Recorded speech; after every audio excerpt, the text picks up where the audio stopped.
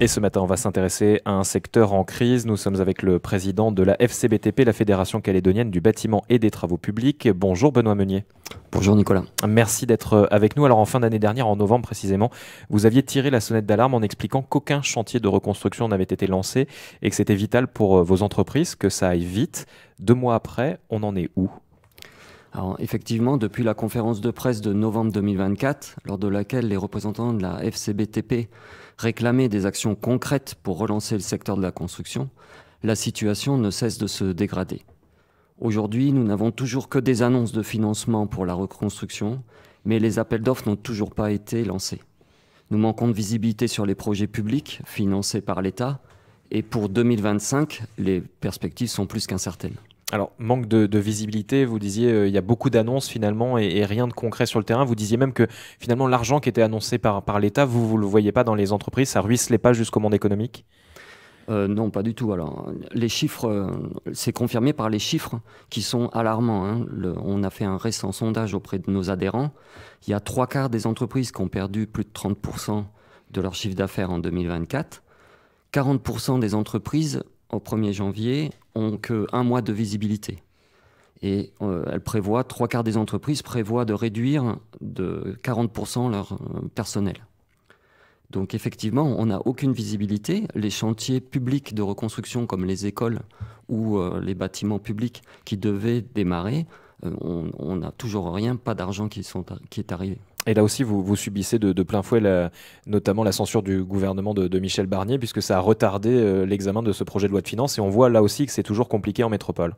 Oui, oui, bien sûr. L'instabilité, que ce soit politique, que ce soit en Nouvelle-Calédonie ou en métropole, ne sont pas des bons signaux pour le secteur de la construction. Aujourd'hui, c'est le secteur public finalement qui peut vous sauver, parce que l'investissement privé, vous ne le voyez pas non plus arriver ? On comprend tout à fait que les investisseurs privés ne veulent pas investir dans le pays sans une visibilité et une stabilité. Au niveau des financements publics, on attend que la loi de finances en métropole soit votée pour que effectivement les 27 milliards annoncés depuis novembre 2024 puissent arriver en Calédonie et que des projets soient lancés. Est-ce que vous avez une visibilité aujourd'hui sur le volume de chantiers que ça peut représenter le secteur public ? Puisqu'on le sait, il y a toutes les institutions, notamment les mairies, ont donné une liste des bâtiments publics détruits. Est-ce qu'on sait aujourd'hui ce qui va être reconstruit ? Non, on n'a aucune idée, on n'a aucune visibilité.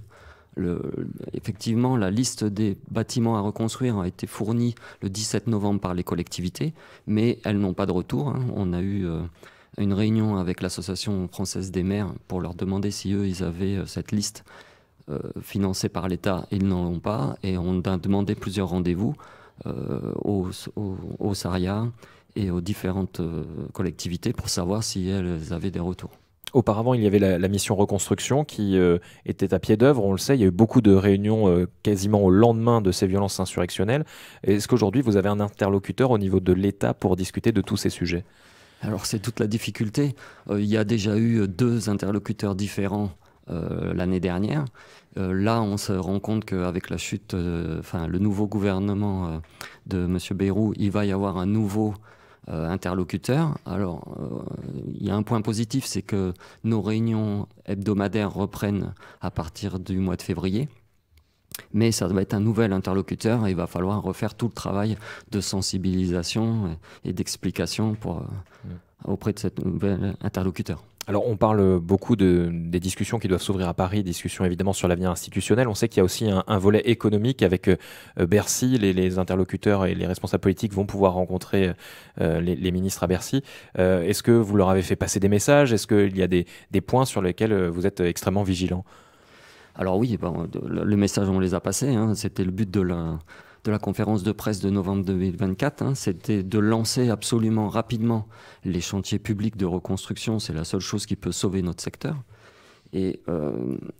Et puis de continuer les aides. Alors c'est sûr, les entreprises préféreraient avoir du travail que les aides, mais pour le moment, comme il n'y a aucune visibilité sur le démarrage des travaux, il faut absolument que les aides que les entreprises puissent bénéficier de ces aides, que ce soit pour le chômage partiel ou d'autres aides au niveau également financier, puisque plus des trois quarts des entreprises arrivent au terme de leur report de prêt. Et donc sans visibilité et sans possibilité de reprise, elles vont être en très forte difficulté financière. Benoît Meunier, il y a un autre chiffre qui est absolument alarmant. Vous nous disiez au mois de novembre qu'une entreprise sur deux pourrait fermer d'ici le début de l'année, et ça représentait 3000 emplois. Est-ce qu'aujourd'hui, vous maintenez ces chiffres-là? Est-ce qu'il y a déjà d'ailleurs eu des entreprises de fermer? Est-ce que ça se confirme sur le terrain? Et quelle est l'échéance pour cette catastrophe annoncée? Alors oui, effectivement, beaucoup d'entreprises prévoient de réduire leur effectif. Trois quarts des entreprises prévoient de réduire de 40% leurs effectifs. Ça, c'est suite au sondage qu'on a fait en janvier. Et les plans de licenciement se multiplient. Il faut savoir qu'un plan de licenciement, ça prend 5 mois pour arriver au bout. Et donc les plans de licenciement ont été lancés en novembre, avec l'annonce de la fin du chômage partiel. Et faute de visibilité, ces plans de licenciement vont aller jusqu'au bout.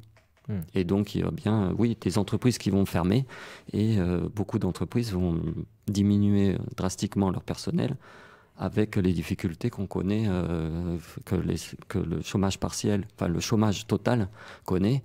Ça va être une catastrophe sociale. Alors, au-delà de la grande difficulté sociale, vous disiez aussi que c'était peut-être des savoir-faire qui pourraient disparaître, ou en tout cas une machine qui serait difficile à relancer au moment où il y aurait une éventuelle reprise de l'économie. Et oui, effectivement. On pensait que le secteur de la construction allait être sauvé avec tous les bâtiments à reconstruire, mais comme ça, on ne voit pas de reconstruction avant la fin de l'année 2025 ou même peut-être 2026, il y aura forcément une perte de compétences et une déstructuration des entreprises.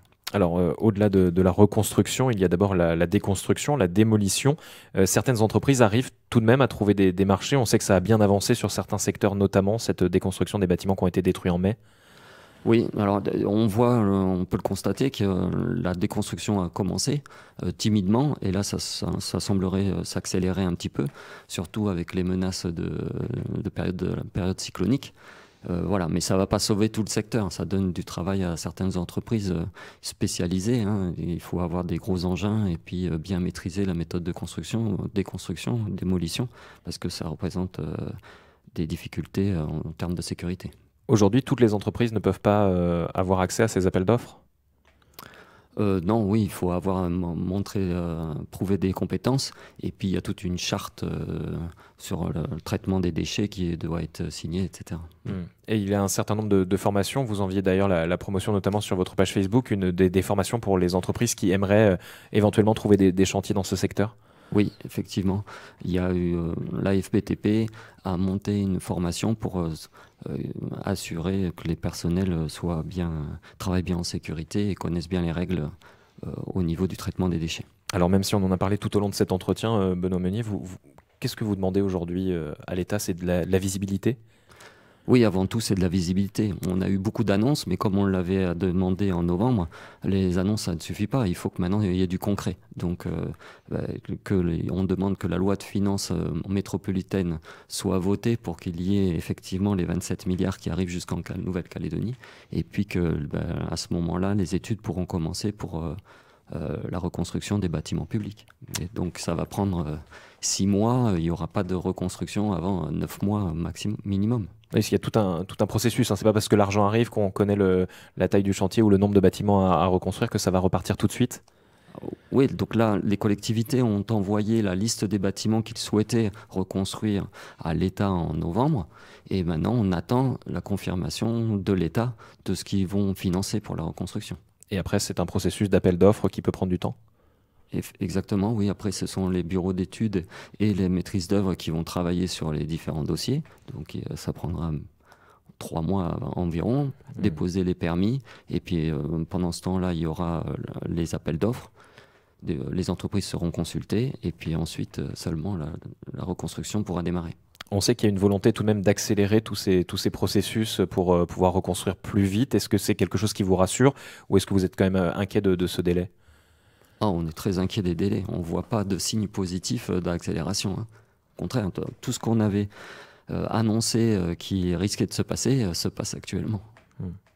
Merci beaucoup, Benoît Meunier, d'avoir été avec nous. Merci. Je rappelle que vous êtes le président de la FCBTP, la Fédération calédonienne du bâtiment et des travaux publics.